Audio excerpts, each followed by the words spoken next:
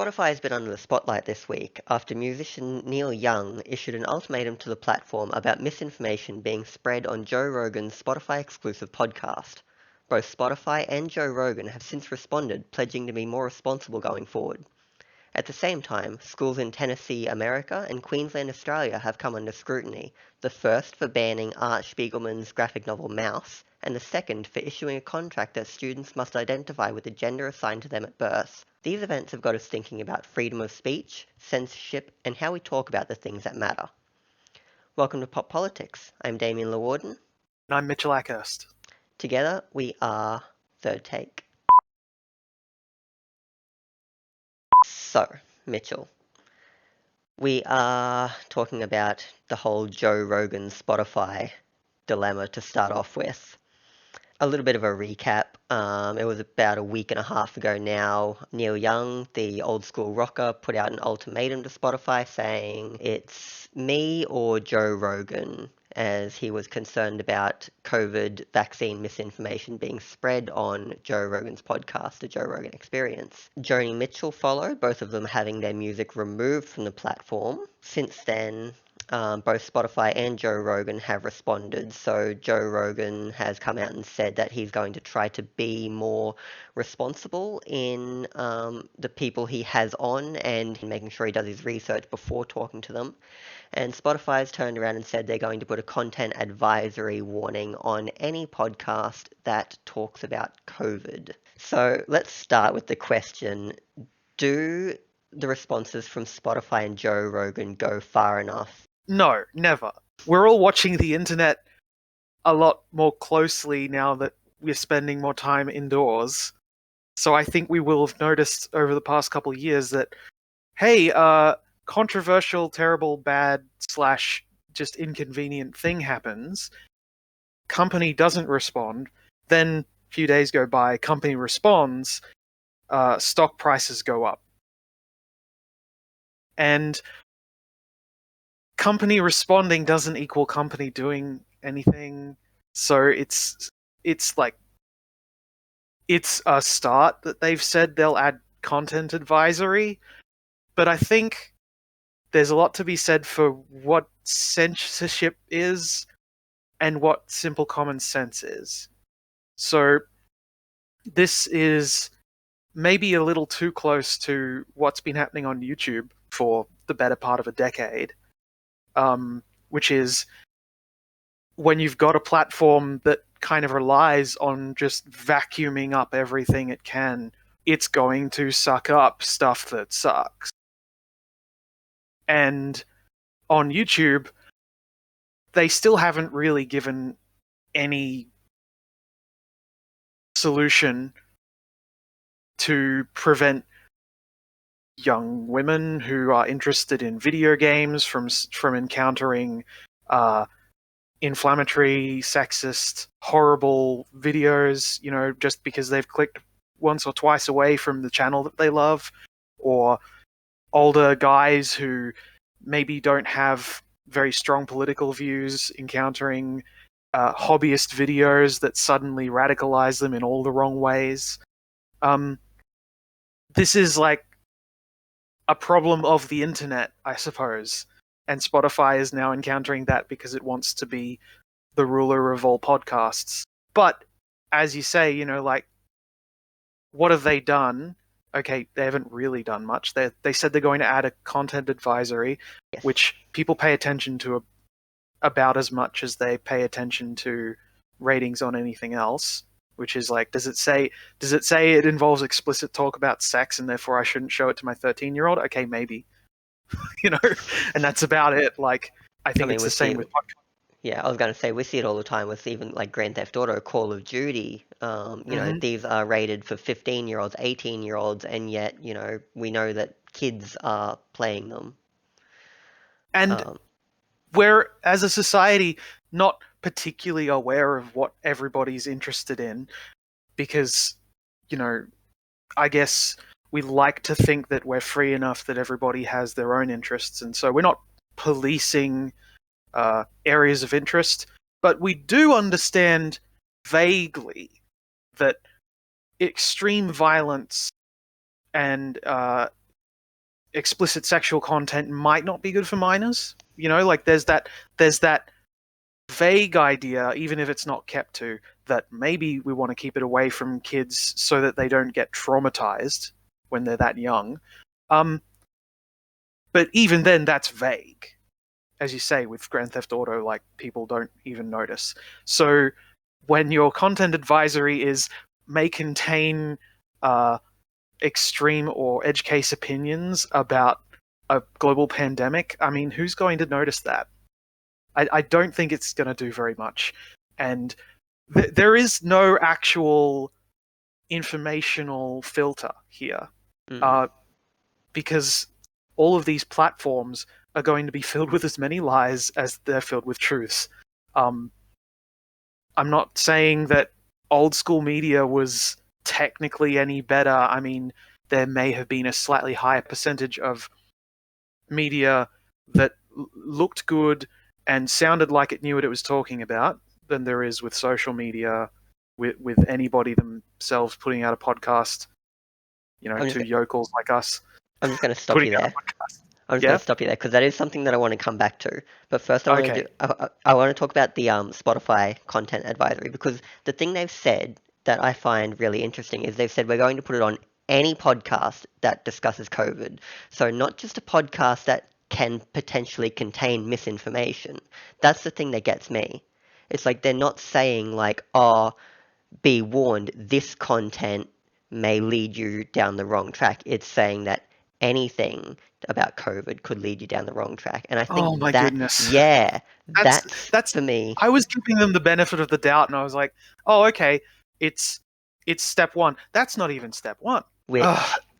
which which goes back to where Mm. you were saying about, oh, they're putting this on and, people are going to ignore it. It's like if you're putting it on literally everything, yeah, Who people are isn't going to who ignore isn't it. talking about the pandemic right now? Right? It's like that Yeah. means that the podcast that I did last year with my work, that'll have those advisories all over it.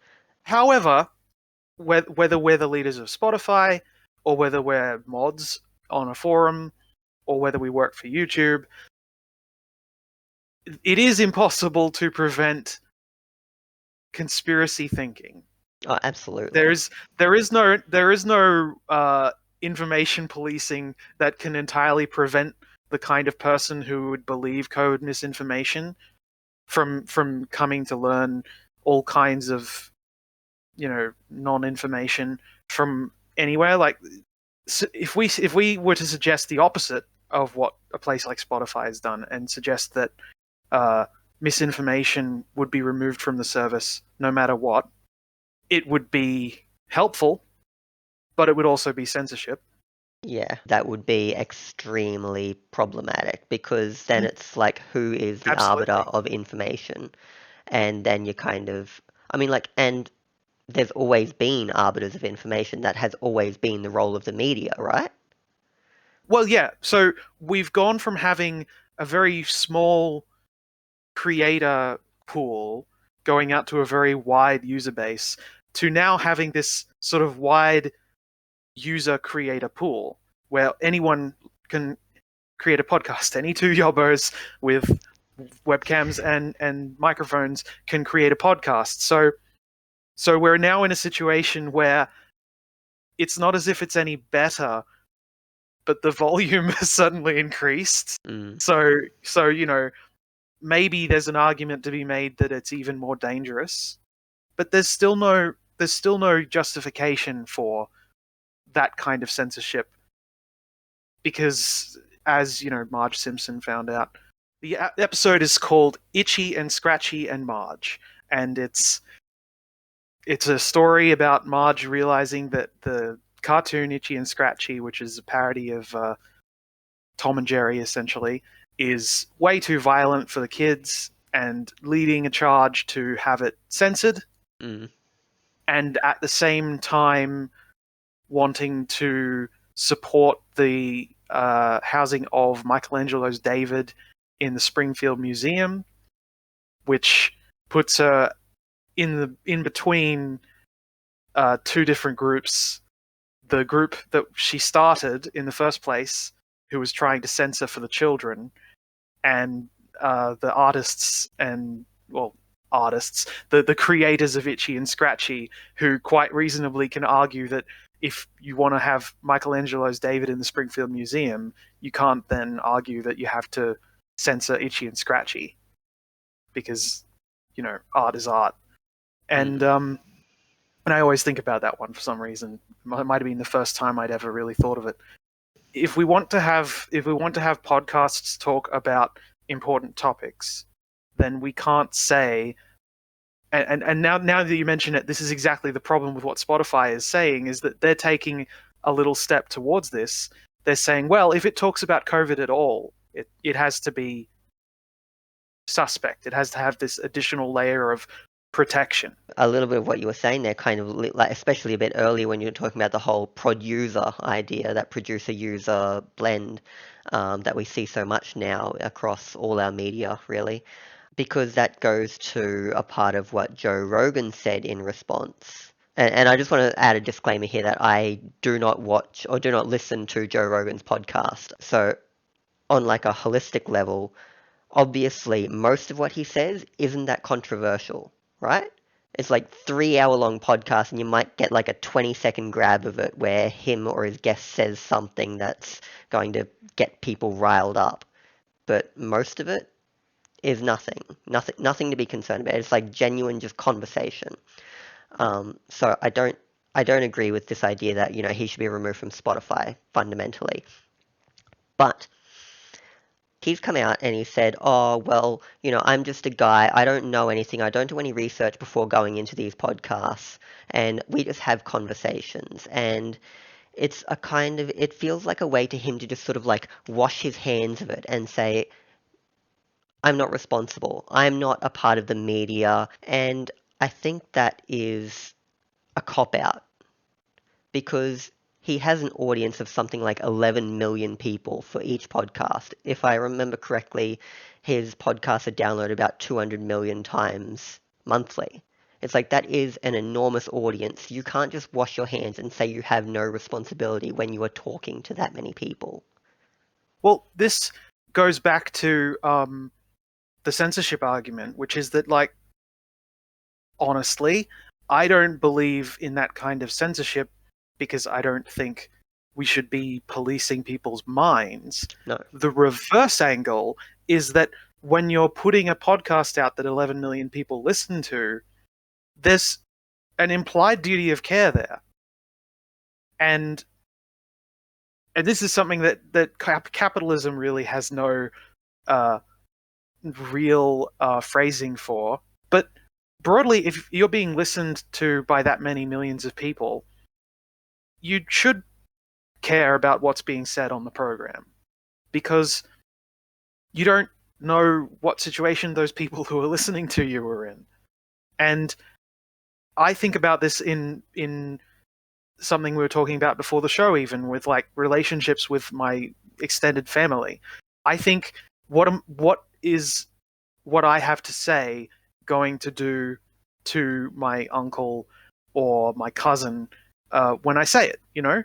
And that implies a kind of duty of care, that you're presenting ideas that people are going to start incorporating into their own lives, whether you think about it yourself or not. Yeah, exactly. Like it's fundamentally it's the idea of the social contract, isn't it? That idea that merely by existing in a society, we have certain responsibilities to do right by the people around us, and in return, we can expect them to do right by us. And I mean, to some extent, we've kind of seen a lot of people try to absolve themselves of that over the past couple of years with like the whole masks and vaccine issues. But I don't really want to get into those right now because that's the whole thing, you know? Yeah, well, I mean, it's tough because the closest we have to an interface between that idea that there's a social contract, an invisible contract that we all have with one another, and the sort of the big money picture of it all, which is, you know, it doesn't matter whether we're talking about Spotify or any other large corporation. The only way that it tends to interface with that is from the conservative point of view. which comes back to censorship, which is that people will say that this topic, this whether it's violence or swearing or erotica or whatever, that this topic we've decided mustn't be talked about in the way it is because you must think of the children. and and I think this is maybe the most damaging concept we've seen over so many decades, is just this constant attempt to prevent kids from just learning about the world, Mm. because because it's easy to want to take care of children, and if someone makes an argument to me that not letting them read bloody comic books is going to be better for them in the long run, then that starts bringing the idea of the social contract and the duty of care into the realm of censorship and big government and all that sort of thing. And I think what you just said there is actually, it's a perfect segue into, I think, our next topic, which is the banning of Mouse by Art Spiegelman from a Tennessee school about a week and a half ago. But it's not being banned because of what it has to say about the Holocaust and Nazi Germany and all of that. It's being banned because it has a few swear words and a portrayal of a naked woman. I'm sorry, this is so ridiculous. I mean, like, why would it breaks my brain. I mean, there are books that you don't need to put in a library. I'd say 90% of all books probably don't need to be in a school library. But the idea that a book that ended up in a school library and has been taught in schools, and is not a children's book to begin with, by the way, Mm. should be suddenly banned because of, oh, there's an instance of nudity, oh, there's some swearing, like, it's just ridiculous. It's one of the, again, coming back to the conservative big government argument of, like, let's use whatever argument we can to sort of draw people over to one or another kind of a point of view. It's just a flex. It's like, look at us, we have this strength. I suppose it was an organization of parents, or maybe an organization of people saying they represented the parents that called for this. Is that correct? I believe so, yeah. Yeah, it's just, I mean, for one thing, I bet all those kids are really embarrassed about their parents, and for the other, it is just a flex. It's not helping anybody. It's just making things more polarized, because also it's a book about a very serious subject that we're currently still having trouble with today. It's like, oh, maybe don't bring up the fact, like, this isn't me trying to make an argument, but this is sort of devil's advocating for either the parents or the schools. Like, maybe don't draw attention to the fact that you're already not teaching a subject as well as you should, Mm. by deciding that a very important book to that subject is now not allowed. It does seem counter to the goals of what they're trying to do this big announcement about, oh, well, now we're not going to let kids read this book. Because that sort of thing, it's like, oh, it's like that I was saying, it's like, if I turn to you and say, hey, Mitch, whatever you do, don't think about a polka dotted elephant. What are you going to think about? I'm thinking of a dotted elephant. Exactly. So it just goes back to that whole idea that, like, if we try to stop people from thinking it, well, I mean, we can stop people from thinking it if we don't talk about it. But if we draw attention to what we don't want people to think about, then they're going to think about it. Is there a possibility that this is one of those incredibly well thought out long game plans where if we ban the book today, then in 25 years we'll have a generation of kids who has no idea it existed. I mean, I feel like that's probably a part of it, but Ugh. at the same time, it's like this whole idea kind of goes to what Mouse is about, because the Nazis were all about burning books, right? They were all about stopping certain kinds of knowledge from getting out in the world. It It's like, makes the whole subject sound ridiculous. right? It's yeah, like you've got you've got cautionary tale in a book. It's a. I mean, like I said, I didn't have to learn mouse in school. In fact, I'm one of the people who bought the book because I was reminded it existed by this whole kerfuffle. Um, but the book is about a lot of things because Mm, it's a nonfiction. Um, one of the things it's about is a subject that clearly fascists never learn. You know, like the book burning. It's sort of like, oh, maybe if I was trying to succeed, maybe I'd have to take a different tack. No, no, no. Let's keep banning books with ideas we don't like. That's gonna work. it's just so interesting to me that like we keep running into these same issues. And I mean, like, this is just like a different lens on the Joe Rogan thing. It's like, except Mhm. here, it's like, I guess it's the opposite ideology, because with Spotify Joe Rogan, it's the leftists. I really hate that division between the left and the right, because it's non-existent. It's It's like useless. it's like people turn around and say, "Oh, well, you don't agree with me, so you're on the right side of politics." And meanwhile, other people turn around and say, "Well, you don't agree with me, so you're on the left side of politics." And meanwhile, 90% of people are just sort of floating somewhere in the middle, and then these terms just sort of push people to either side, radicalize them, going back to what you were saying before. But anyway, so Spotify Joe Rogan thing is sort of like the left trying to cancel Joe Rogan, which kind of isn't the case, because it was like two people really, and Yeah, a I few mean people it's going, let's boycott Spotify. are musicians trying to take away some of his potential audience by forcing one of many companies to remove him from their service. I don't know. Yeah, Like it's when very you put it odd. that way, it's very it's it's it's very murky until you remember we're talking about facts. Yeah. Because on the one hand, we're talking about something that involves truth to one degree or another, and is something that up until now I would have said people recommend to study and learn from, which is the book Mouse.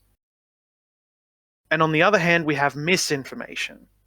That's the distinction to be made here, is we're talking about something artistically relevant but also truthful in its depiction of someone of his dad's experience.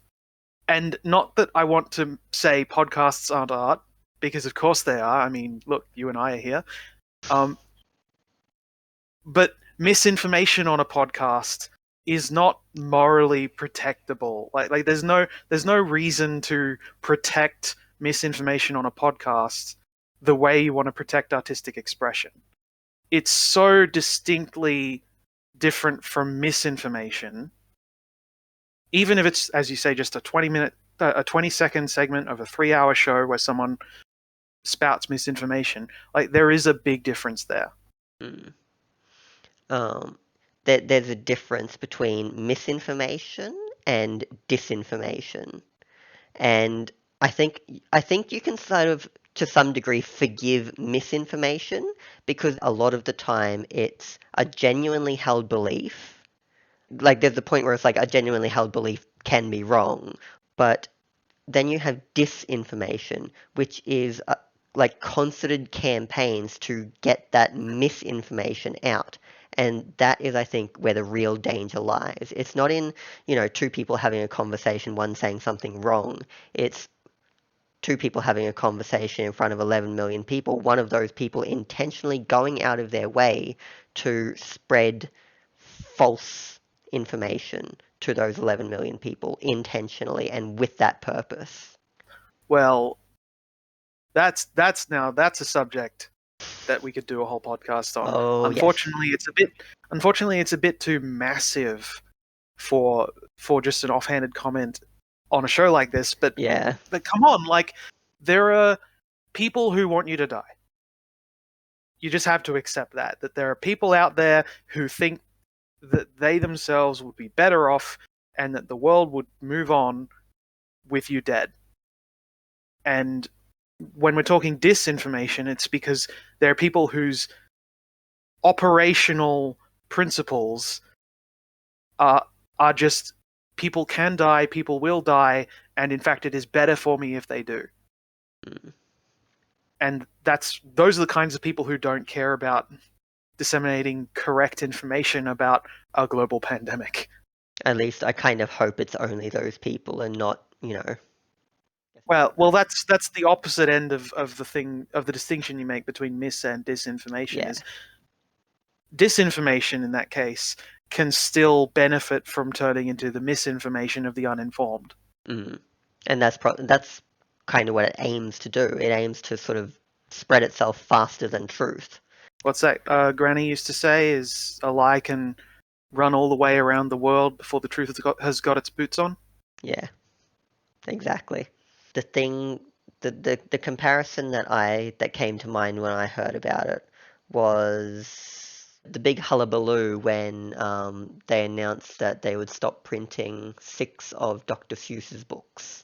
Because for me, it stands out that there is a very significant difference between this group of parents or organization representing parents trying to ban mouse compared to a publisher turning around and saying, well, this book doesn't represent what we feel society should be representing in 2021 or 2020, 2022, whatever.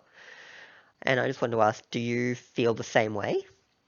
Or do you think that the two are kind of more tightly entwined than that? This is one of those conversations that it really depends on what kind of a right-wing authoritarian you are when it comes to thinking around the problem of it, the problem of publishing books essentially or banning them. I don't know any of the Seuss books that were retired. No. I don't think anybody really cares about the Seuss books that were retired. And the fact that they retired them from publication should be the clinching argument there, that they weren't selling anyway. Mm.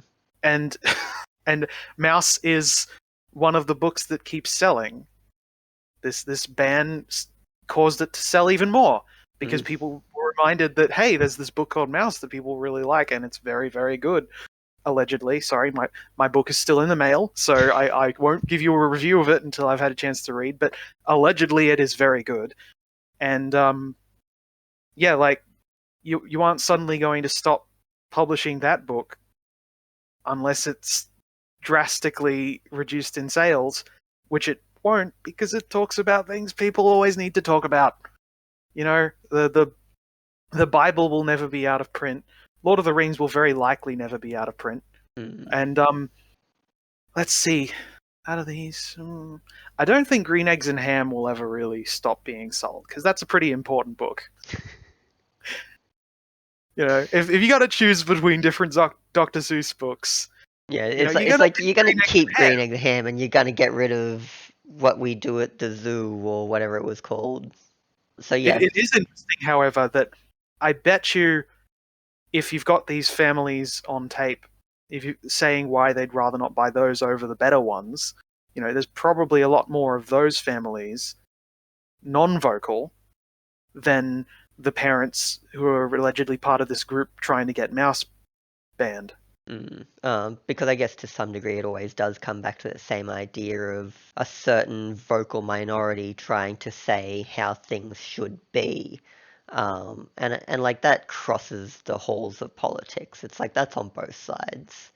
And it's just a matter of trying to weave your way between those really loud voices to find the middle ground. And I guess for me, there is some problems with that in the grander political scheme of things, because like any capitulation towards evil makes your actions evil, fundamentally. But then again, how do you define good and evil when the world isn't black and white? But that discussion sort of leads on to our last core newsy talking point, which is City Point Christian College. I don't know how much came across your airwaves on this week, but it kept coming up for me. And it's a little bit of a shame that we couldn't get Rebecca on for this episode, because I think they would have had some very strong opinions on this. But the main idea of it is that the college so it's a Christian school, it put out a contract to parents saying that your student, your child, if they're attending this college, must adhere to the sex that they were assigned at birth, and that the contract also states that, homosexuality is against the creed, bisexuality is against the creed of the school, and that was in the same clause as, we denounce pedophilia, bestiality, etc., etc., etc. And so that kind of blew up in the Australian news this week. I don't know if it did for you, though. Did you hear much about it? I'm not as switched on to the news as you are, and I believe part of that is because I'm already very depressed, and I don't need it. But like this, I was made aware of this, and then you brought it up to be part of the connection between it and what's going on in the States, which makes sense. But it's like I went to a private school for most of my schooling, and they had very specific gendered rules for uniforms, and there is a sort of a parallel sort of thought that I'm not qualified to discuss in depth, which is about how uniforms affect school spirit and how they help people to focus. Like there's a whole, I don't know if it's even real, but it's at least pseudo-psychological about why they would want uniforms in a private school. Yeah, and public schools here in Australia. It's about that whole conformity angle, that Yeah, idea yeah. that if everyone appears equal, then everyone will be equal, I think. Right. And I I never understood that from sort of a social perspective to begin with.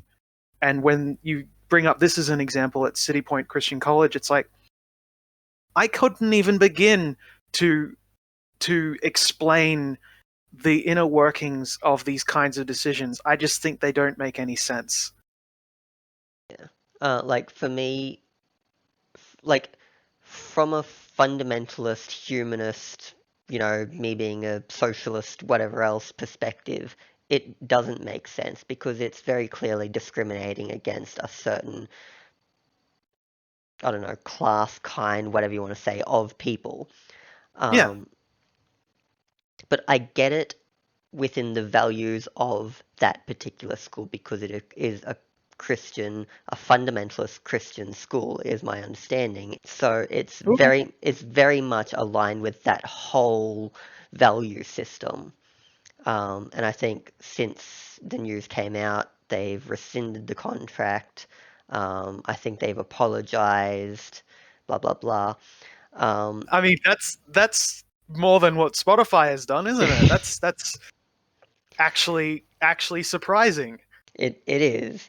Um, but I guess what I wanted to ask is that really enough? Like, does rescinding the contract and, I guess, apologizing to the students or the parents who were given this contract to sign, is that really enough for a school? Hell no, but we all know that schooling needs to undergo better reform anyway. I mean, I I think that there's a lot we could discuss about this too, in its own Oh yes. podcast, and is too much for the subject of one segment. But um, there's, like I was saying with the public school I went to, I'm sure they still have uniforms, uh, for conformity's sake. and I'm sure that they're still gendered in ways that some people find uncomfortable. Mm. And those are things that are very unhelpful and could be changed. But like when we were talking about Australia Day, I guess in Australia things happen in baby steps. There's no reform, and it does have to change. So this is not enough, but also it's maybe the maximum we can expect. Mm. Yeah, because when I think it's not enough, I think it from the perspective of the students that have been affected by this. Because, you know, suddenly taking this contract away, it's not going to change anything fundamentally at the school. No, The school is the still going to attitude of have the those schools could be the values. same. Exactly. So it's like these kids aren't necessarily going to be safe at that school. But yeah, that is a whole discussion um, on its own.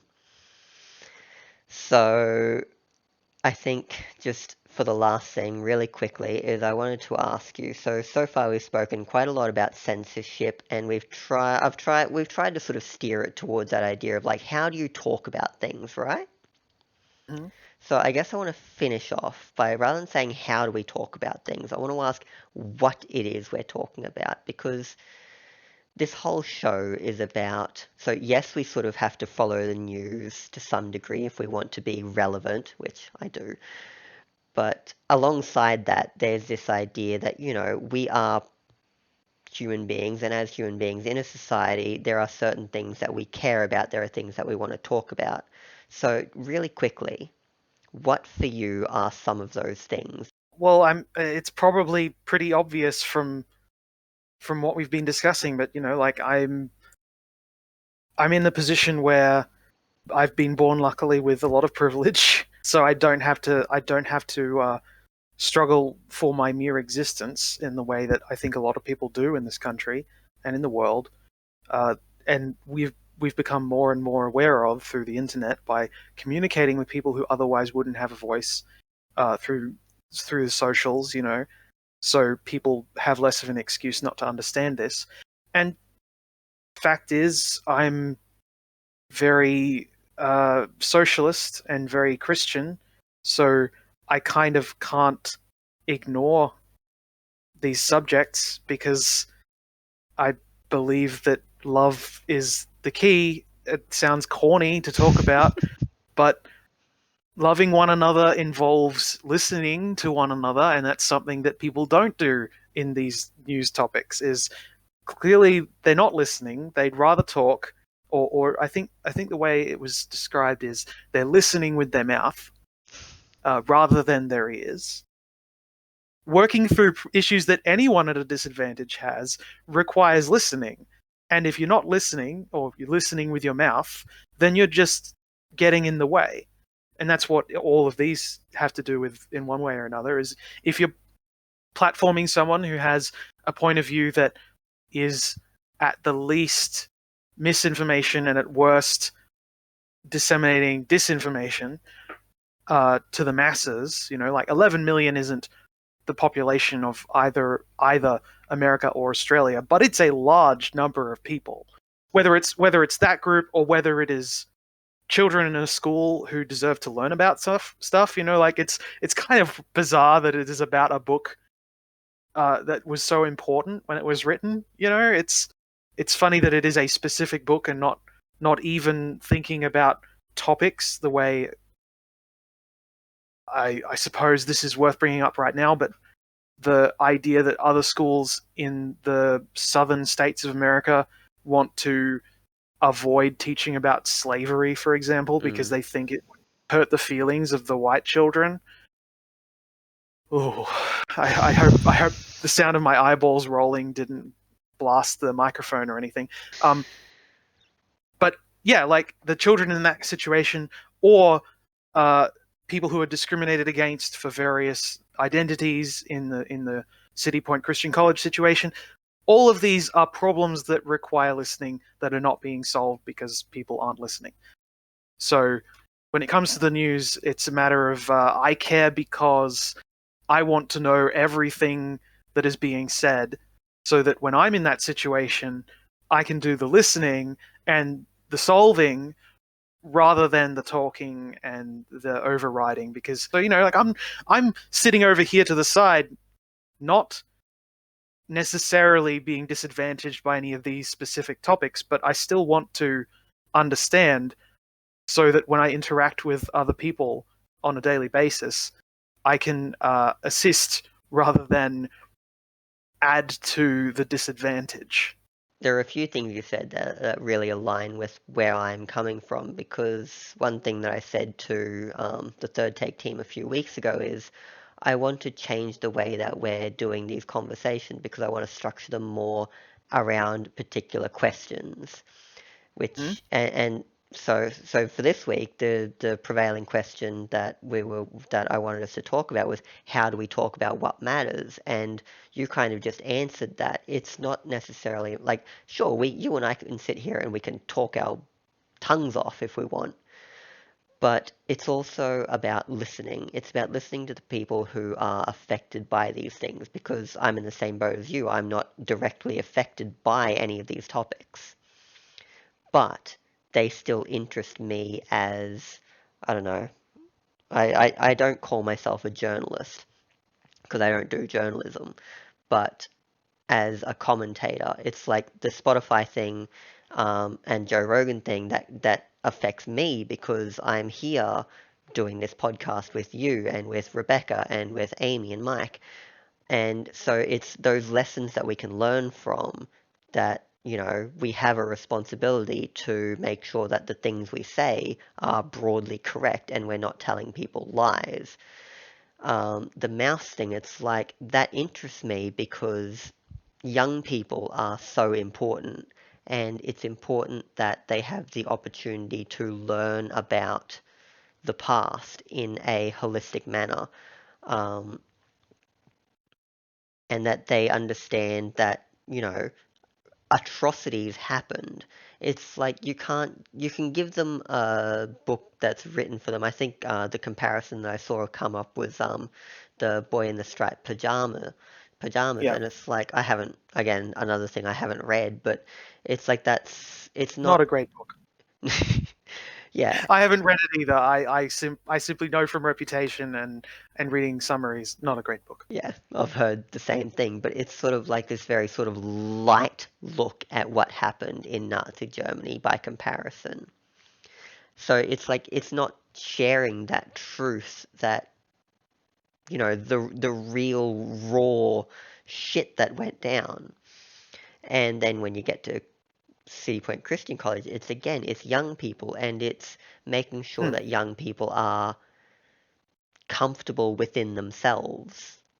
I would argue, for that very reason, it's the biggest link between the mouse subject and City Point Christian College, which is if young people aren't allowed to encounter these ideas at school and discuss them with people whose job it is to teach them, whether that is about their own identity or about a historical narrative that's either being spun truthfully or wrongfully, depending on what part of the states they're in. Um, if not learning that in school, then where? Yeah, You know, is it not more helpful to everybody if they have access to that information when they go to school to learn? Because absolutely. otherwise, what are we doing this for? I mean, if it's not for learning about themselves and history and their place in it, what is even the point? Well, I mean, if you look at our current government, the point is vocational education. But Yes. that is that's a whole ass thing. No, you should definitely point that out because I'm sure there are listeners who don't know what you're referencing, and it'd be a great button. Oh, so yeah, the main thing is I think the main thing with that is sort of more uni targeted, but they basically cut funding to arts and humanities at university level and promoted more funding, more spots for vocational subjects or STEM subjects that are designed to get people, in the views of the government, job ready. I thought you were going to reference the ScoMo under 18s driving forklift. Oh, that whole thing. element, which I think ties in quite well. Fuck. To, never mind. We can cut that. That no, that's worth keeping, because that was a horrendously bad policy idea that was shot down by the states within about 6 hours. Mhm. Um, just fuck me dead. And on that note, Yeah, so when we talk about the things that we want to talk about, it for me, yeah, it is young people, the role that young people have in the world because they're so important to the future. I mean, they're not important to the future, they are the future. It's, I guess, fundamentally, it's social justice. It's making sure that there's fairness in the world. It's literature. I love books, and I think we can learn so much from books. It's like racial equality as well, because there's a whole lot of racial inequality in the world. And if we just stopped and actually had that fundamental idea that, all people really are equal, like, I don't understand how people still don't get that in 2022. people do get it. The problem is that there are other people who are born into a system that benefits them not to. And until uh, well, until we've got a better handle on new media, there won't be a decade where we can start turning around the ship, because this thing takes forever. Mm, Talking about the youth being the future, it's important to keep in mind that, like, if what we're doing isn't benefiting the next generation, what the heck is the point? exactly. Um, you know, every single thing you can do that is justice in some way should be toward improving people. And I don't mean making individuals better, like some sort of an Iron Man situation, but like, every person you meet deserves as much as you think you deserve. So Mm, yeah, it's yeah. it's tricky. So, yeah, I guess just sort of big ideas is how we sum up the things we want to talk about, but also, as you said before, that whole listening and, I guess, talking through things as a means of finding a solution rather than just talking about them for the sake of it.